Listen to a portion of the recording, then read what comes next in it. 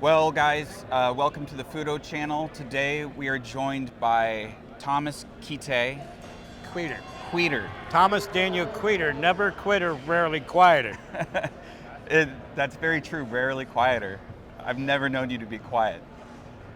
You might recognize him from Lewis's channel, and we have given a grant to his foundation, the Mobility Independence Foundation. And would you mind just telling us what that's about? So we're here to create open source durable medical equipment, starting with things like wheelchairs.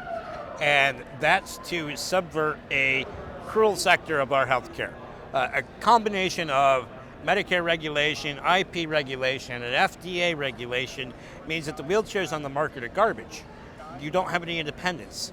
Medicare actually has something called the in-home rule, where they tell you you're not allowed to take your wheelchair outside of your home. And if they find out that you did when it broke down outside, they can and will refuse to repair it, and sometimes they ask you to buy it from them outright. Yeah, and that's terrible. I mean, and it's really hard for people who need things like power wheelchairs to get power wheelchairs. I mean, can you tell us your experience with trying to get one through insurance and through the medical system? Right. So in 2014, I had 3 insurances. I had Medicaid, Medicare, and a private insurance. My mother was a state worker and I still qualified. But with the changes to the healthcare regs, all 3 of them would deny me the same chair that I had had previously and was applying for a new one. I went through over 20 appointments to justify getting that chair, which arguably cost as much or more than that chair to get denied, and offered a range of wheelchairs that, knowing my condition for life, I understood would lead to injury and going to the bed, which means the end of life for a disabled person. And so with what you do here at the Mobility Independence Foundation, you work with another company that is here, Rapatac? Rapadapt. You work with Rapadapt and they help, what do they do? Well, so we're using IP that's in the public domain for our first project because it's a chair that we know is proven. Several of us have used it for a long time, and that gives us some advantages. We understand the downsides of the model, and we understand how to upgrade the model. And so what we're doing is we're reverse engineering it, we're applying the upgrades, and then we're going to release those designs in full with tutorial, white paper, everything you need to build it yourself or to grow a team in your community to build it. And here's the reality of the situation. We are convinced by the industry that this is a difficult to repair, difficult to build machine. But the reality is that a good high school tech class can build it. And if you have that team in your community, as opposed to someone on the phone, you have people that when you call, they know you, they care about you, and when you need a repair, it doesn't take the average of 5 months to get that repair right now. In my case, it only takes a few days. And I want you to think about this from the perspective of someone who gained disability. They had a job, they had a spouse, they had children, they had a mortgage. And when you gain disability, one, it's an average of 4-year wait time to receive SSDI income. 2, you're likely to lose your job, which means you're going to stop paying that mortgage and lose your home, which in today's society means you can lose that spouse and children. And after that happens, most people, in my experience as an advocate, start losing their mind and eventually their life. And this is what we're doing to our most vulnerable in the society who have something to offer. They have skills. They can go to work. They can pursue their own passions. Every person needs a purpose. And we see this in other statistics. When people retire, they're more likely to die. When people lose their spouse, they're more likely to die. And that's because that's what their purpose is wrapped up into.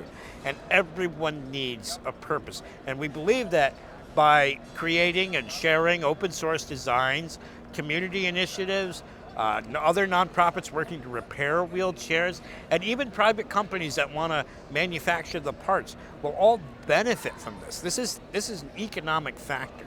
We can starve this system of the oxygen in the room, do better for our own and each other, and we now live in a time where people with disabilities are graduating from college. Our own lead mechanical engineer has cerebral palsy, and he's amazing. He deserves the opportunity to succeed. And as a nonprofit that needs those skills, we contract that business and help him find that path to success. Yeah, that's great. And I was hearing some of the guys earlier talk too that these white papers are written basically on an 8th grade reading level.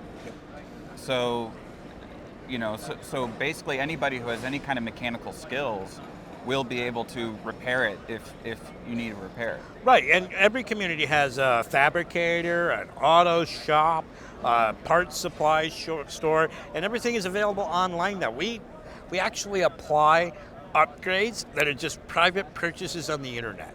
Everything from lithium iron phosphate batteries to the airbag suspension system, you can buy on Amazon. That's amazing. And really, we wouldn't be here if it weren't for the generosity of FUTO and Aaron Wolf. We now have 4 universities working with us, and that's going to grow. We now have 3 DME projects going on. The endurance power chair meant to last more than 30 years. The children's training chair meant to help children qualify for a power chair after their doctor and physical therapist say they need one. They still have to qualify.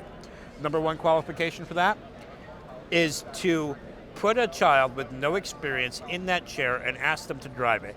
And if they do well, they qualify for the chair, and if they don't, they're denied. So the age of 3 to 7 for children has the highest denial rate for a power wheelchair. And the problem with that is that leads to a further social and developmental learning delay. We are compounding disabilities in children with disabilities because our method of approach is just completely wrong. I like to compare this to driving a car. You learn to drive a car before you get your license. You don't just step into that car and go for your test. You have to have some training.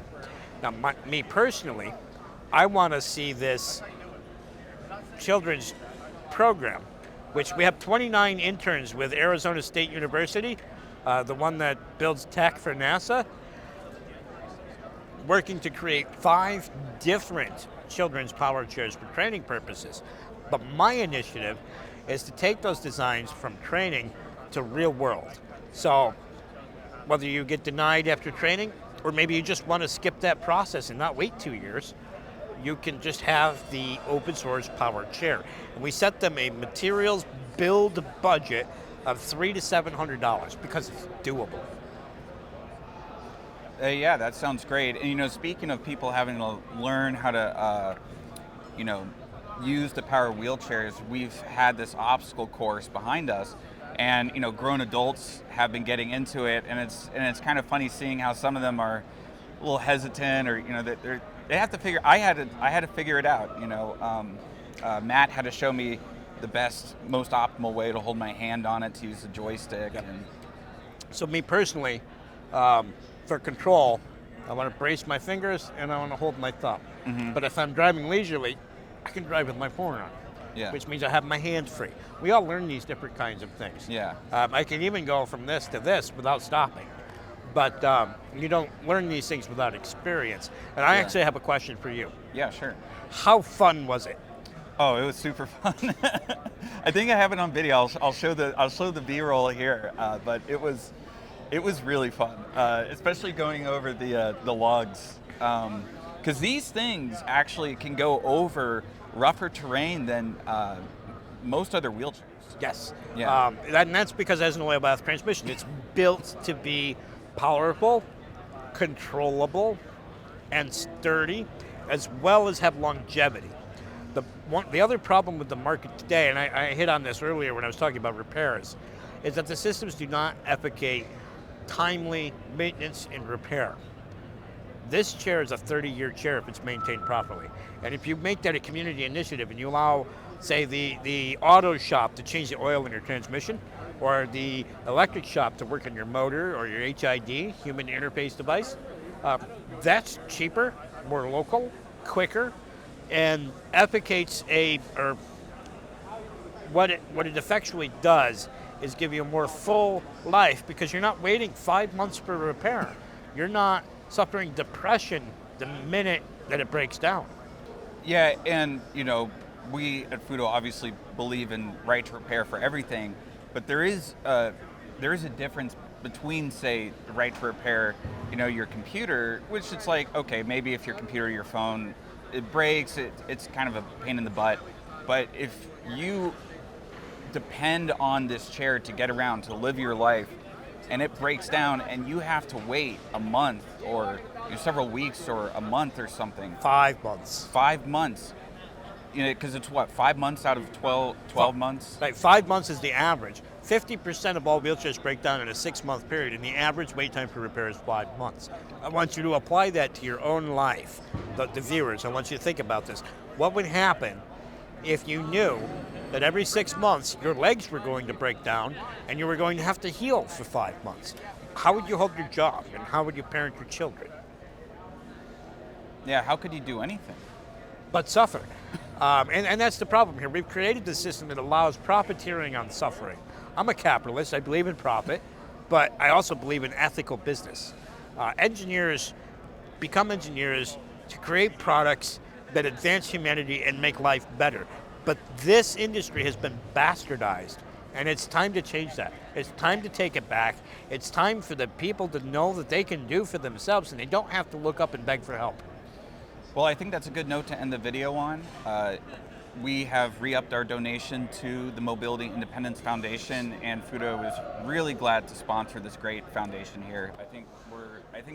Everyone at FUTO thinks that you guys are doing great work. So thanks for having me here. You know what? And thank you for the interview, and again, thank FUTO and Aaron Wolf for the grant. Without that, we wouldn't be where we are today.